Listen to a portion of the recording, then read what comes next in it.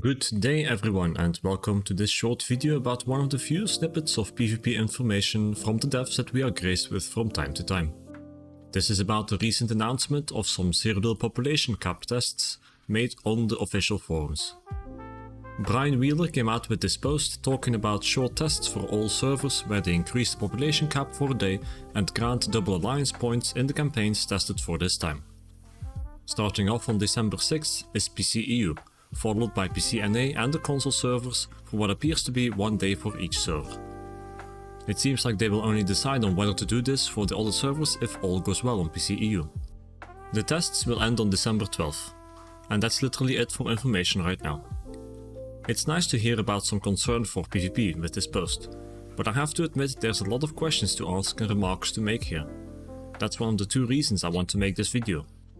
The other reason is a small announcement I want to make by the end of this video. For starters, we don't even know why this is happening, as it is just not mentioned.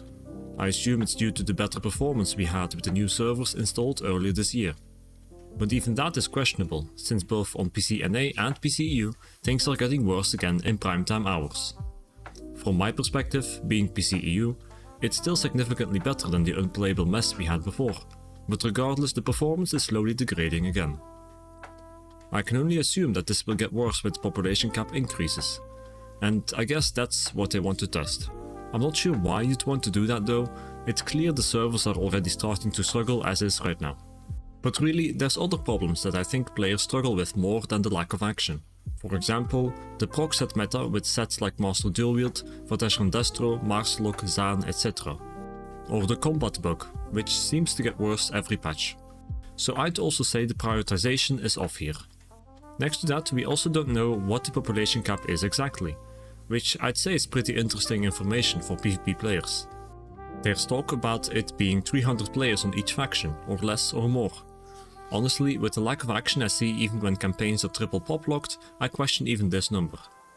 I guess it's possible that 900 players only make one fight visible on the map at times, but about 500 of them have to be sitting AFK at the Alliance bases then.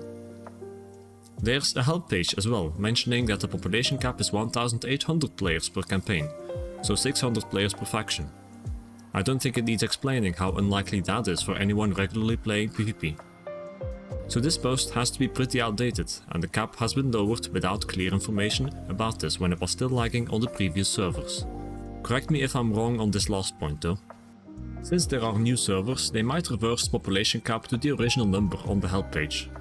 But there's no way of finding out, and it just reinforces the team that this communication and small update is nice, but still so little and it leaves many questions.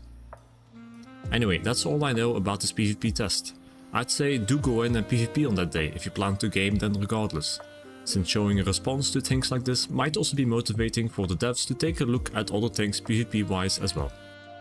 Ironically, you'll have to check this forum post on a daily basis though, if you want to help them out, since they didn't even post dates for servers other than PCEU. Now for the second reason I made this video and the small announcement. I've noticed that PvP information like this goes around pretty slowly. Not everyone is looking out for a random forum post. It's not in the news segment of the website or the launcher, and for now it doesn't pop up in-game either.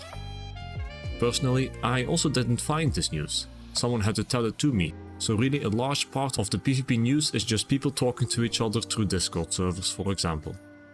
So that's why I've made a new section on my website, ESO-pvp-builds.com, with PvP news.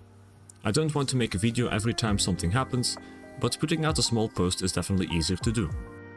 That way I hope to make a concentrated place where you can see all things happening to PvP in an easy overview, rather than having to scour the forums and various Discord servers for example. The subject of this video is also condensed in a small article there. Now I don't see all news immediately in my orb for pondering either, so if ever there's more things popping up, feel free to inform me through Discord for example and I'll follow up on it. Shouldn't be too hard for me to keep a PvP news section going anyway, since we're not exactly getting bombarded with interesting updates here. Thank you for watching.